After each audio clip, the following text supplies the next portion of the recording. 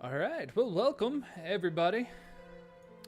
My name is MrJPStilts, and today on our Critsndie channel, we will be starting off our City of Mist campaign.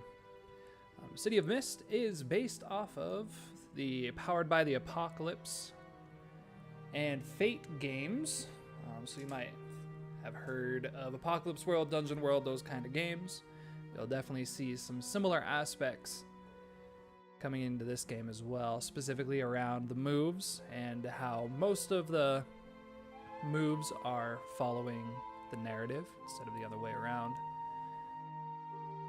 I am joined with a few familiar voices and a new voice. That would be Mr. Spoon, Phazon, and our newcomer Chris.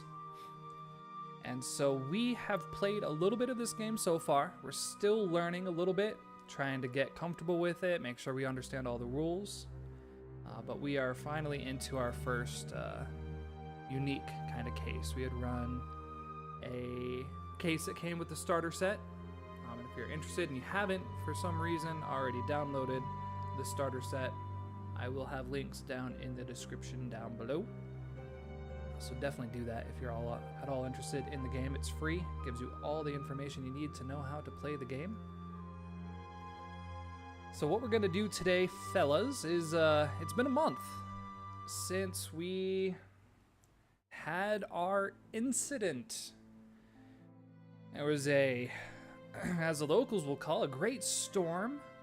Lots of raining, lots of thunder, so much it caused a dam to break. And unfortunately, the entire area known as Cross End was sunken beneath a new lake.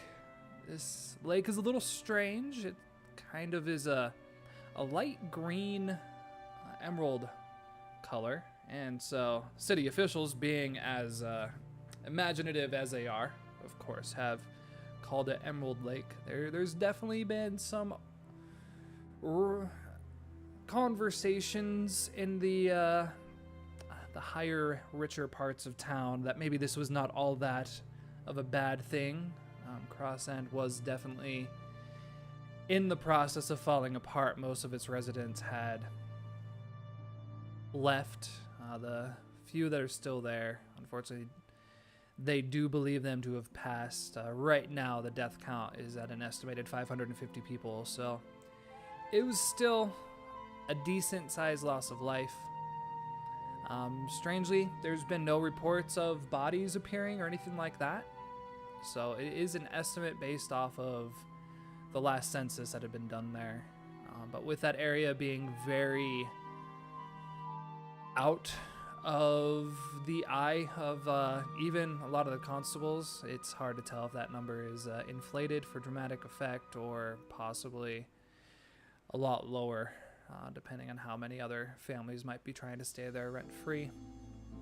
There's also been talks that portions of the lake might start receiving a bit of development. There's a strange beauty to this lake that is definitely attracting the high and mighty. Whether that takes place, it is still kind of in a precarious area on the edge of the main city. Kind of on the far edge of one of the slums, so it's not really the nicest of areas, but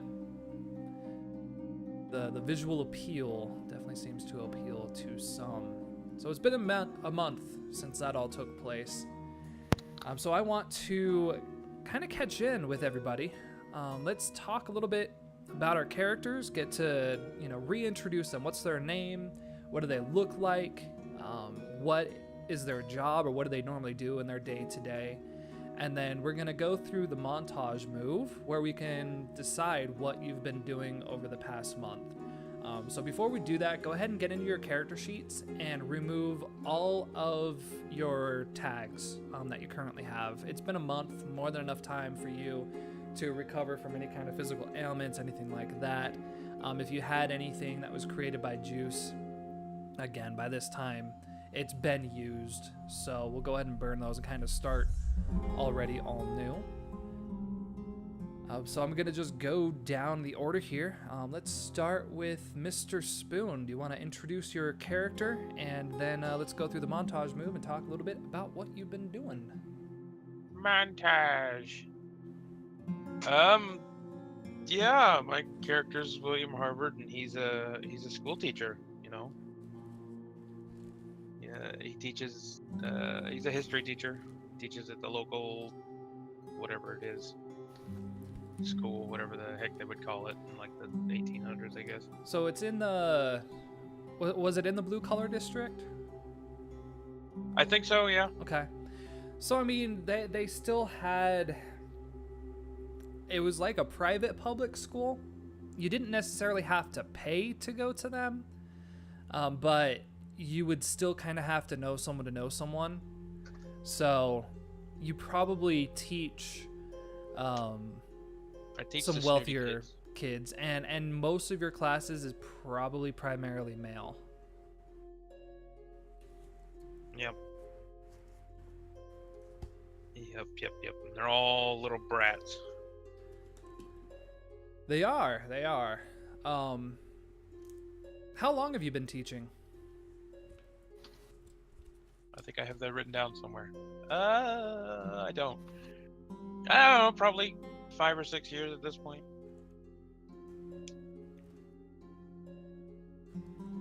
So it's been a while. Well, at this school, anyways. Okay. And why history? Well, I know quite a bit about it. Did you go to the university to study a particular part of history? Just general studies. I spent a lot of time in the library when I was younger and liked it all, and so figured, hey, you know, might as well teach other people about this. You know, I got a chance to read, and a lot of the kids that I saw didn't, so. So that part of your life, tell me, especially with this event, Cross End was the oldest part of the city. A lot of historians, will have attributed, that is the area that the original founders would have set up while they were trying to either move the indigenous people out or take over their land. But that had some of the oldest buildings, some of the, a lot of the history just came from that area. So having lost that kind of part of the city's history, what's your thought? What's been your feelings towards it? I mean, it's a bummer. It's a lot of history lost, a lot of people and teachings, but now I get the chance to teach about what happened and the problems with whatever caused that. And so how long is the school year? Is it year round? It's like 10 months out of the year. Okay. And is it every weekday? It's 4 days a week. Okay. What day is off? You get, let's see, it's Monday, Tuesdays, Wednesdays, and Thursdays at school, and then Fridays is like extra. You get all your homework and all that, and yeah, and you can come and play the beginnings of this game called football, and then, Saturday and Sunday are all, and if you don't do anything on Friday, it's all, you get to go do whatever, I guess. I don't know what snotty kids do when they go home, but they're not here, so that's all that matters. Okay. And what does your work schedule tend to look like? How much time are you at work? I don't know, about 6 or 7 hours. It's usually like 2 classes, 2 or 3 classes, and then you go home and you've got like 3 hours of grading papers or fixing books or whatever. Okay, awesome. You have any issues recently with the later work hours, kind of getting to work or anything like that? I mean, there have been people asking, where I go, but I'm always at work on time, and I'm there until the end of school every day, so nobody's really too worried, except for maybe the wife. Yeah, let's talk about her a little bit. Yeah, just tell us about her. Who is she? How long have you been together? Where did you meet? That kind of stuff. Paper.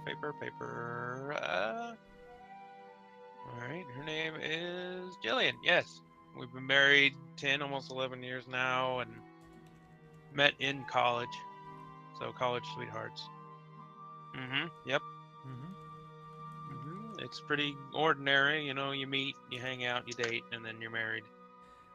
Give me an idea of her personality. Is she a quiet person? Is she a busybody? She's pretty quiet, but she spends most of her days at home, fixing the garden and all that lovely housewife stuff. So, and how does what does William look like? Describe how he looks. Oh, I've got that written down somewhere too. Aha! Well, he's about 46. He's got brown hair and blue eyes. He's probably 6'2", 6'3", kind of olive-skinned, and he doesn't look super muscular, but you can tell that he has some muscle to him. Because he does work out, so kind of like that stringy, muscular type. Usually in a fancy long sleeve shirt and a tie and some slacks. Okay. So over the past month, have you made any attempt to revisit the site of Critsndie, or have you just kind of read the reports in the news and out of sight, out of mind? I mean, I've gone down there once or twice after everything calmed down a little bit, but haven't really. It's a bit of a strange occurrence for you. I think again you have the fact that you've read so many books containing, the historical accounts of Critsndie, the many fights and battles that took place around there, the religious uprising that took up there. To see it just gone, just completely disappearing is strange. But then there's also this strange beauty to this lake. It almost seems like the clouds will only cover it just enough to allow the sun to, glance across the top and cause these strange light green kind of reflections that glitter around the very new grass that is beginning to grow around the edges of it. And there's also a lot of people in a part of town that they kind of don't belong. You see a lot of men and women that clearly came here in their private, horse and buggy, very high class. The women with their parasols, their long, wide dresses. The men dressed up, walking around in, polished shoes that were just polished this morning. And they seem to be acting as if this was a normal park, like the one that's in downtown, just acting like this is completely normal. And yet, not that far away, you can just smell the scent of the slums. Every once in a while, you'll hear a gunshot go off from that direction. It's this very strange, opposite kind of place. So other than that, what else have you been spending your time doing over the past month beyond work and attending family? What have you been doing?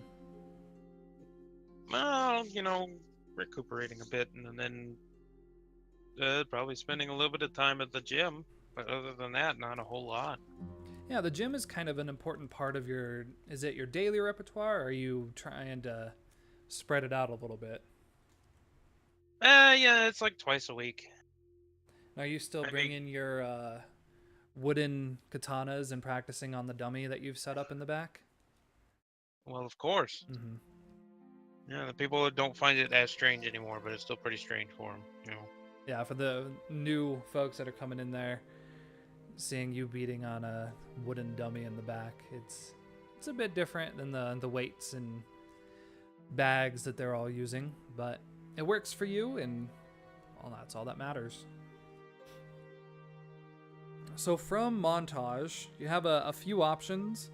You can either give attention to one of your logos. It kind of sounds like that might be what you're doing. Work the case. We're not really working a case yet. Explore one of your mythos. Prepare for your next activity, or recover from your last activity. So I'm probably going to give attention to the training. Okay. Because I'm just spending time in the gym and trying to keep in shape and like. Yeah, perfect. So go ahead and mark attention on that theme. And so you guys are all part of an order, a secret order, an order of monster hunters, as it were. The city's been having some issues with monstrous beings of all types. And for some reason, the police and the government of the city don't seem to want to do anything about it.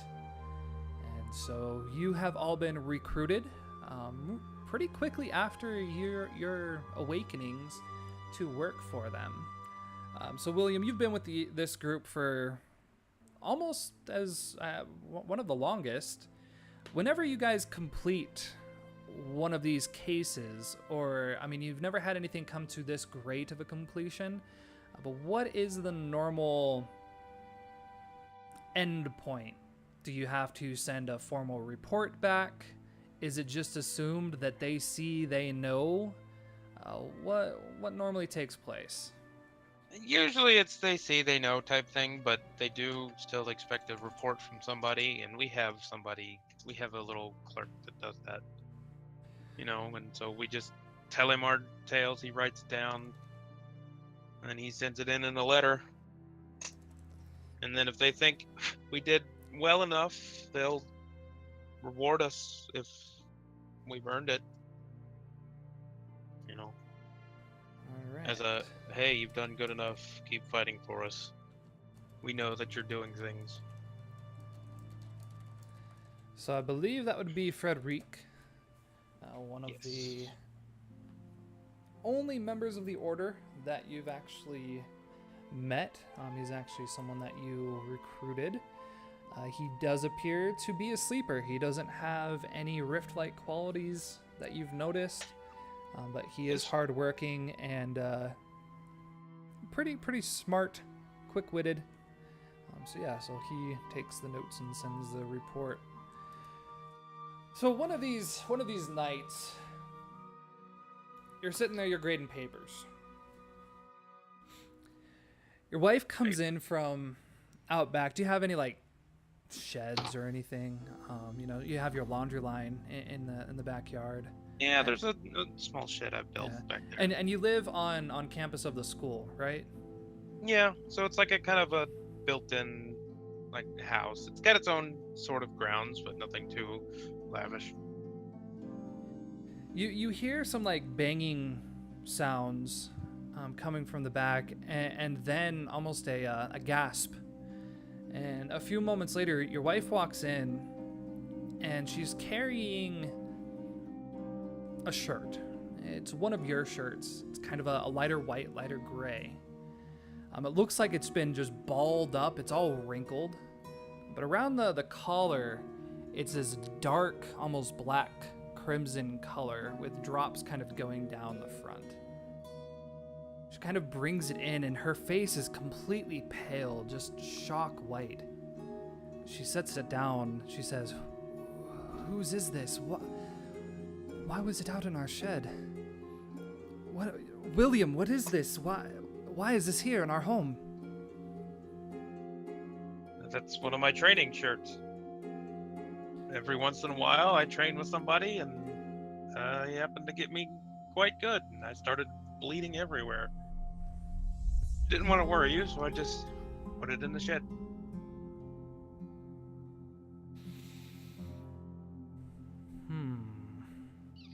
I'm gonna have you roll convince. Oh, of course you are. People just don't believe me. It's okay. Well, you've been married for 10 or 11 years. So I don't know about any of the rest of y'all that have ever been in a relationship, but once you get to a certain point, they can kind of read your bluffs a bit. Or maybe I just have that one. And of course, I don't have any tags that would help. I'm gonna say... Unless I use my martial arts tag. No. I'm gonna say we'll have a story tag here. I'm gonna say that it's your home, so like, loving wife. I think that still works as a bonus because she wants to believe that what you say is the truth. So we'll give you a +1 on that. Yeah, story tag, click, plus. And then you roll convince.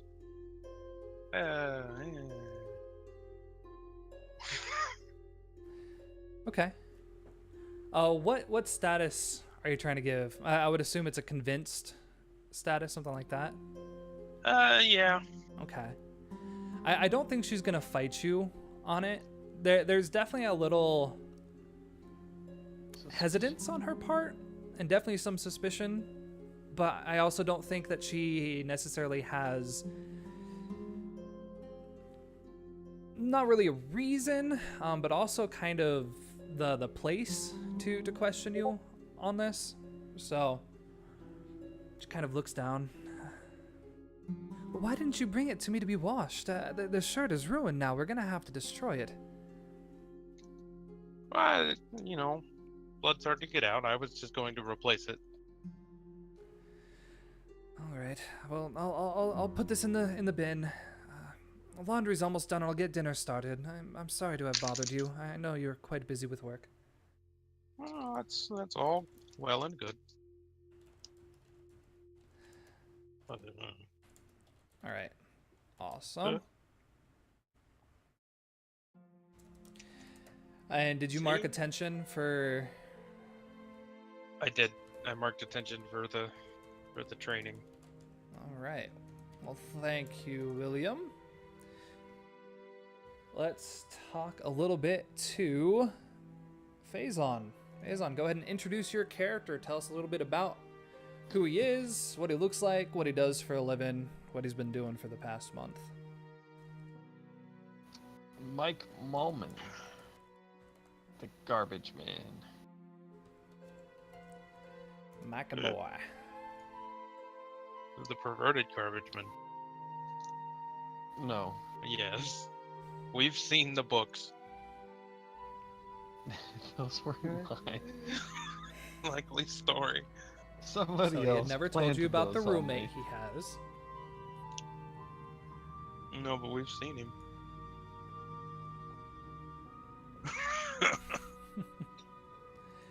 This guy.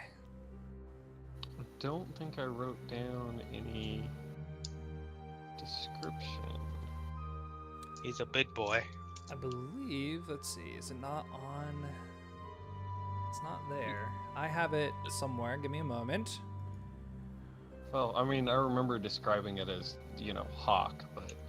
Yeah, that's not going to be all that helpful. So, I have here 30 years old, big, bearded, overalls with a flannel shirt, a white male with brown hair and blue eyes. Middle America. Mm-hmm. Pretty much. Big farm boy. And what does Mike do? He's a garbage man for the now poorest district. Mm-hmm.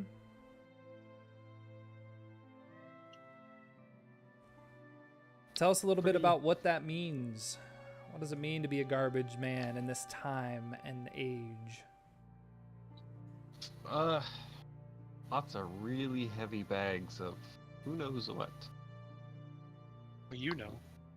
No, typically I don't look in the bags, depending on the neighborhood it comes from. Missed opportunity. No. You don't want to end up dead. You don't look in some of those bags. He's working in the slums. There's just a certain amount of just stay out of it that I think a lot of outsiders take there that have to work there, whether it's a Mike or a mailman, someone fixing a pipe. Not a good place to stick your nose if you're not supposed to be sticking your nose there. Yeah, how do you think I got promoted to this spot? Somebody else was a little nosy. But, yeah, my day consists of riding around on a carriage, throwing bags on it. It's more of a horse and like a donkey and wagon than a carriage. Yeah. Well, yeah. It's definitely a bring out your dead kind of look, I think. Yeah, pretty much. It's pretty beat up, but, it's still holding together. And where do you take all those garbage? Down to the pit. Talk to us about the pit. It's pretty much just that, with a couple of buildings, a couple of warehouses for some of the stuff that they do try and recycle. Well, mostly I try and recycle. It's my department. I started it. What exactly do you try to recycle? There's not a lot of plastic, I don't think. No, anytime there's any of the wood stuff that's broken, I'll typically take and replace. If a leg's broken, take off the bottom, get some more wood, get some new legs on it, and go. Flip it. Pretty much just any of the good condition wooden stuff, you can typically at least repair in some fashion and then get it back out. But the metalworking and stuff, I haven't really. I like it, so I'll keep some of the stuff that I see, but the actual working behind it, I haven't gotten that good yet. And when Mike's not working, what are you doing normally? As of lately, I've been just kind of planting trees and little shrubs and flowers. So I also do that while I'm working. Trying to clean up the city. Slowing me down. Kind of a variety of ways. Yeah. Is there anyone special in your life? What was her name? Oh boy. That be Wendy from the market? That is correct. His name was Bill. No. First name Dollar. No, I actually don't really get paid that much. I don't get dollars.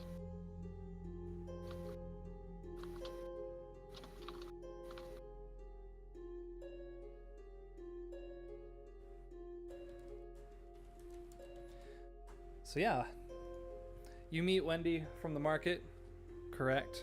And yeah. Kind of like a daily thing. You go there for your food. You don't really keep too much food in your fridge. Oh yeah, no.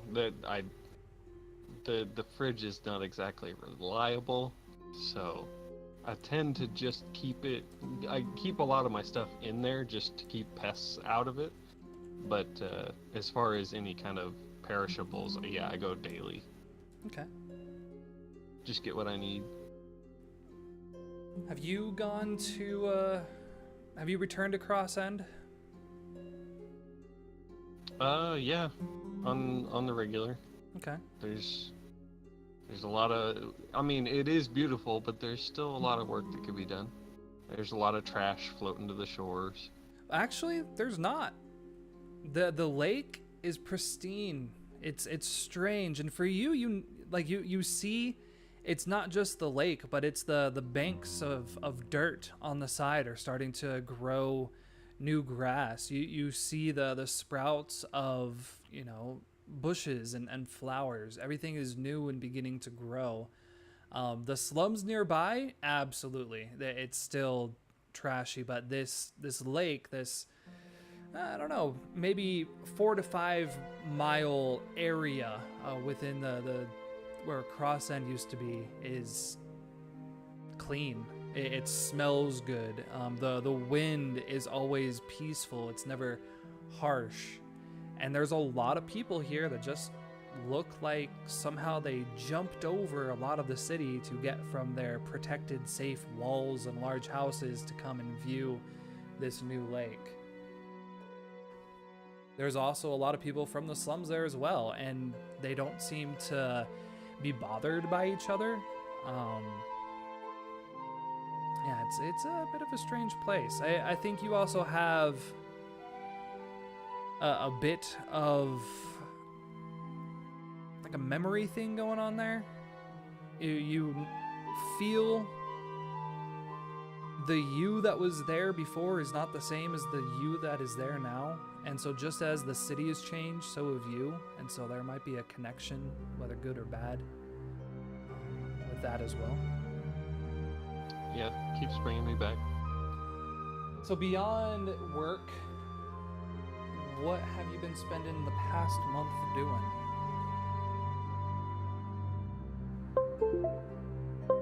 Pretty much just my little gardening operation that I kind of took under my own belt. Okay. Yeah, go ahead and mark attention for that then.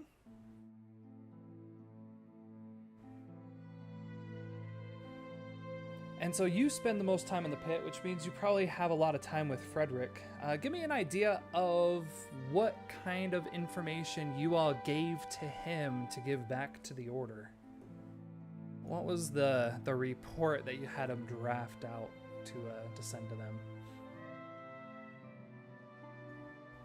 Well, after about the 30th version, he kind of got tired of listening to me. Were you just like telling it over and over and over again, or did you like leave one detail out, just completely tell the whole story all over again? Like, why was it so many times you were repeating the information? Well, one, different angles, you can see different stuff. So each version had some things that were there that other versions didn't. Mm-hmm. And I mean, I didn't leave out how things were being disassembled. So, I mean, he may have lost his lunch a couple times. Mm-hmm. Mm-hmm. Yeah, it's this strange place that he lives, right? He's not able to fully understand when you say, like, there were 150 of me and we all cut, 600 guys. He doesn't really grasp what that means. He thinks, okay, Mike's just pulling my leg again, but Mike's definitely killed a guy, so definitely put that in there. And that's why I was doing the, okay, just tell it from the one perspective at a time, and maybe he'll start to, understand. So how did you phrase the loss of life? How did you put into words how your group feels about the devastation of Critsndie? I don't know about the group, but it was exhilarating. Alrighty.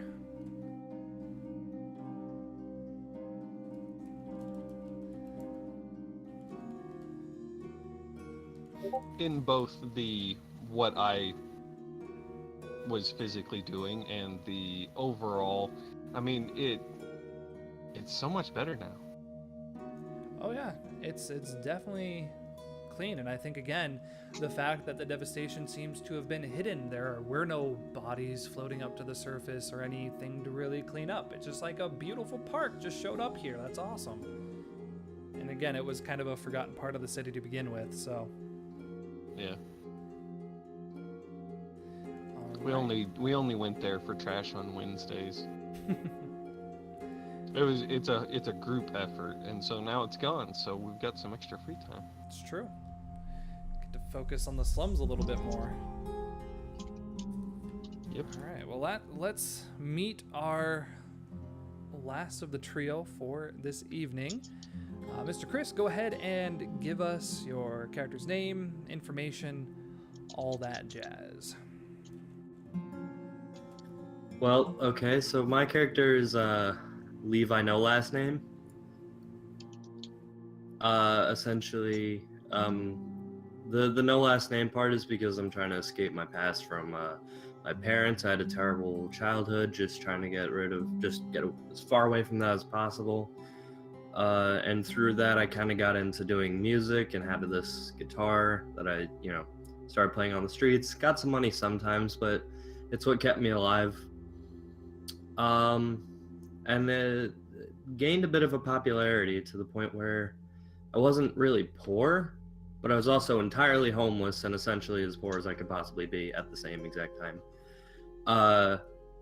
I'm kind of tall a little bit, at I believe 7 foot. 7 foot. That's not 6 kind of tall. 6 foot, my bad. 7 foot tall. Very skinny, slender, because, as you would imagine, a homeless street rat doesn't really eat a whole lot of food. Really kind of long, little bit ratty hair, because taking care of my appearance is the least of my worries. Blue eyes, very pale skin. All my clothes are kind of worn a little bit. Looks like I've had them for my whole life, because I kind of have. I think that's about it. Oh, and my home just got destroyed, essentially. One of them, yeah. Yeah, definitely. Tell us about that. You kind of had the biggest part. No, I had just about the entire part in that. Just about. I mean, everyone had their own interesting part of it. But you definitely were, for lack of a better term, the cause of how it is now. So have you returned, and how are you dealing with that? Well, I mean, I kind of probably stumbled into a town somewhere and just started learning the streets and reclaiming that as my new home, so to speak. Mm-hmm. Obviously, I don't really know where I am. I just know how to get around where I am. And the situation that happened, essentially guitar, laser beam, giant plant monster, laser beam, nuclear explosion, big park. Now my home's gone. Yeah. And that was pretty much it. So, as you're making your new home, tell us a little bit, what is your favorite area to play your music in the city? It's like your favorite part to just set up and play some tunes. Right off of the main streets, not like in the middle of a huge crowd, because I don't want to draw too much attention, and the police don't particularly like me just hanging around loitering, so I picked like the streets slightly off to the side, wherein, the odd passerby will hear it and possibly go over. Do you prefer performing in more of like a residential area, more commercial area? Residential on weekends, commercial on the weekdays because of work traffic and whatnot. All right, so I mean, you definitely have downtown, which is just a bustling of all types of people. There's always people, it's always moving. There's shops opening, closing, of just about anything you could be looking for there. You have the blue-collar residential district that is just a large swath of cookie-cutter style homes, and unfortunately there's just a lot of people, not a lot of opportunity there. So there's still a lot of crime and desolation. The people that do primarily work in the industrial district, that's not too far away. Factory jobs are one of the more readily available. Unfortunately, it's because of how dangerous they are, and that so many people do die or get maimed, or factories shut down, lose their jobs. But there's just something about your music that definitely brings people a sense of peace. Do you find yourself playing for more entertainment or for money, or does it change based off of the location that you're playing in? I mean, the reason I play is always for, well, I get personal enjoyment out of it, and I like making other people happy. Mm-hmm. It's not exclusively about the money, but I don't complain about it. Mm-hmm.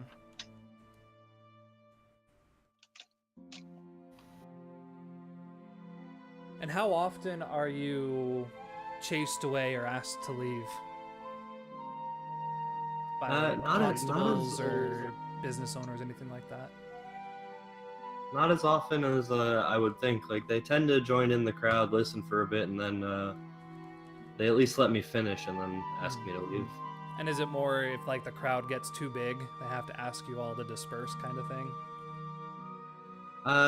That's happened a few times. Crowds don't usually get too big because people seem to be very focused on doing what they want to do, not listening to some poor kid on the corner of a street play music very well. So other than finding a new home, what has Levi been up to for the past month? Honestly, just wandering uptown, downtown, midtown, across town, learning the streets, getting to know the area, kind of making the whole place my home. Not so much finding a specific sheltered area, so that, you know, anything comes around, I can go anywhere and essentially call that place my quote-unquote home. Okay. Go ahead and give yourself attention to that theme.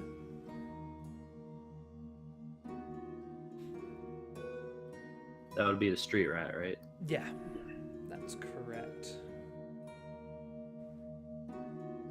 So the report has been sent out. It's now Monday. It's about 9 or 10 o'clock. William, you're in the middle of a lesson. There's about 15 students there. Some of them are paying close attention. It better be. You hear a knock on your door. You've got a little glass window that kind of looks through, and you see someone standing on the other side.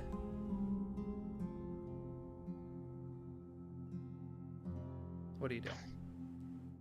Well,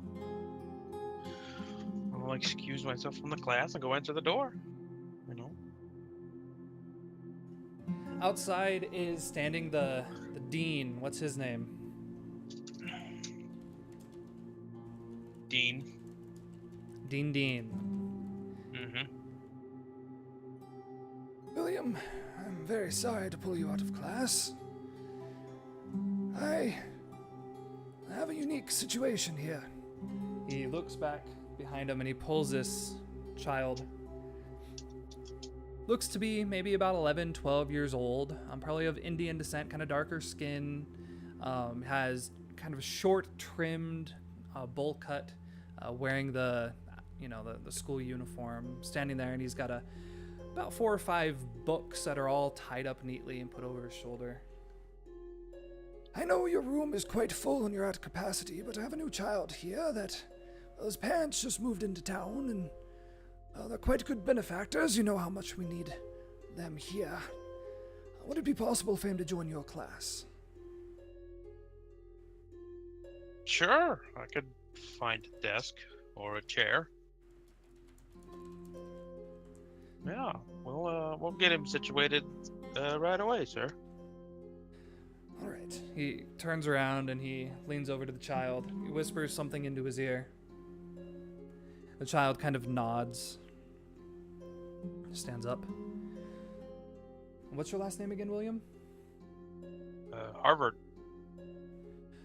Jathar, this here is Mr. Harvard. He will be your home class teacher. Jafar. Jathar. Jathar. Oh, okay. The kid kind of just nods his head and just stands there. I'll leave you two. Please get settled. And again, thank you, William. Let me know if anything does come up. I must be off. I have another meeting to attend. Sure. So he stands there. He has the books over him, and you see just kind of a smaller frame. He looks, well cleaned, trim. His outfit looks like, he just bought it today. The colors are bright. There's still kind of some small wrinkles where the clothing had just been folded. But he kind of just looks up to you with these big eyes and just waits to see what happens. Well,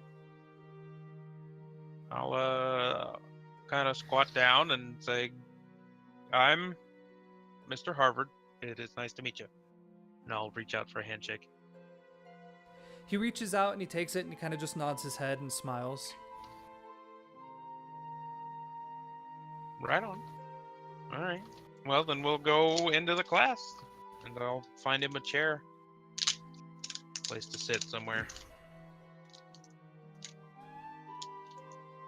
So going into your classroom, you have a few chairs kind of stacked to the back. And of course, it's a new kid, so it's a large distraction. Jathar walks in and kind of looks at everyone. He's got a big grin on his face. He looks very happy to be there. You can see a few of the kids seem to not necessarily be all that happy. Maybe they're confused. They don't quite understand what's happening. Do you announce him to the class or anything?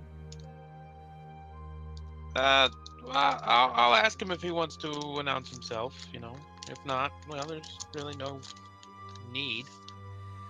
He continues to... He looks up to you when you ask him, and he smiles and he just nods, looks back to the class and just keeps smiling. All right. Well, this is Jathar, kids. He'll be joining our class for a little bit. We'll see. We'll make him feel at home, And then I'll pull him out a chair and sit him down. So you notice that as he's walking by, a couple of the boys are whispering to each other, kind of looking at him, and you've been in this classroom before. You can tell there's a little bit of something going on there. Some classroom shenanigans. So Jathar goes, he sits down, he sets his books down, and he starts kind of orderly putting them down on his desk, all four stacked on one side. He pulls out a small bit of paper, pencil, and sits there, and he looks up, kind of stares at you, ready for the lesson. And you notice that there's something a bit strange. As you're talking, you see him taking notes, just furiously taking notes. But as you walk to him, you notice that the notes are not in a language that you may have seen for a while. It's definitely a foreign language. And throughout the class, he doesn't seem to speak. He just kind of smiles, nods, and takes notes. Oh, that's fun. I mean, no, I'll ask the dean later if he even speaks the Queen's English. It definitely seems he's able to understand it. The notes he's taking is actually it seems a lot more than you were saying. You would, speak a sentence and it seems he writes a paragraph kind of thing. Throughout the day, it seems the kids almost kind of forget that he's there. They don't purposely ignore him. It just seems like they aren't noticing, or they don't remember that there's a new kid in their class.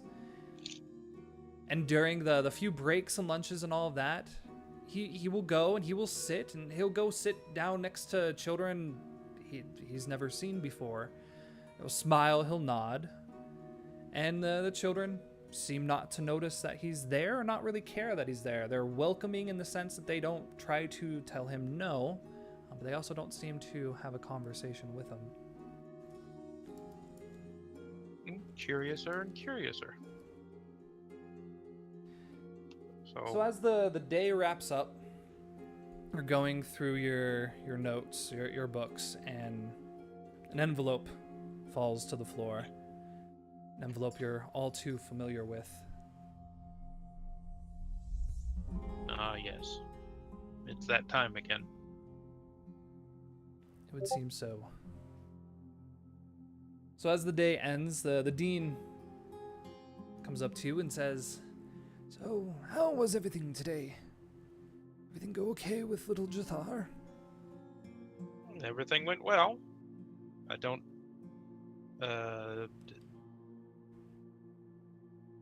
What language does he speak?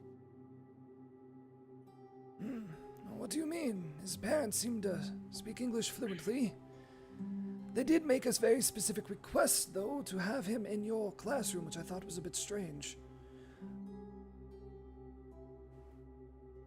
Have you met the Jassarians before?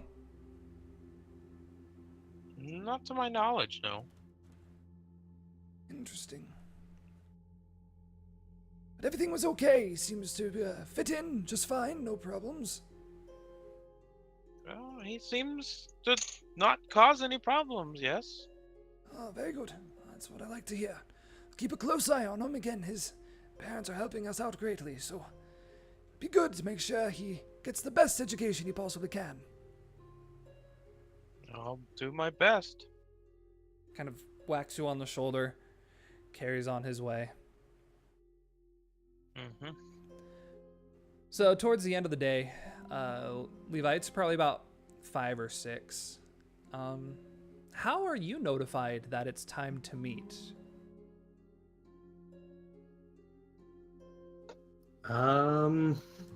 That's an excellent question. The old Well, guitar pick and the guitar. I have ideas. There's definitely you have a lot of connections, especially in the poorer communities with the children. Whether through the school, through being the friendly mailman, or kind of being one of them.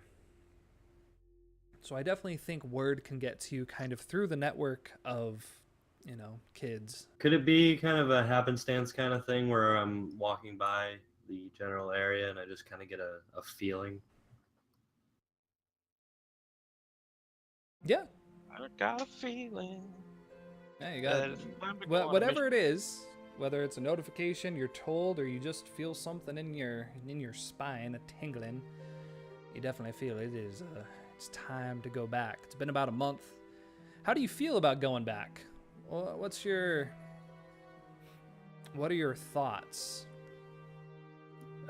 Worried that everyone's gonna be against me due to the previous incident being largely to the point where I'd say about 100% my fault. Yeah, I don't know if that's necessarily true or not true. It's hard to know. But it is what it is. So you start heading there. And Mike, of course, as you're ending your rounds, you see the familiar flag. You also know that it is time to go and meet. So it's about probably late in the evening. Everybody's off of their work when you all get to your little office. And that's where we're going to take our quick break before we catch up, see what this letter has to reveal tonight.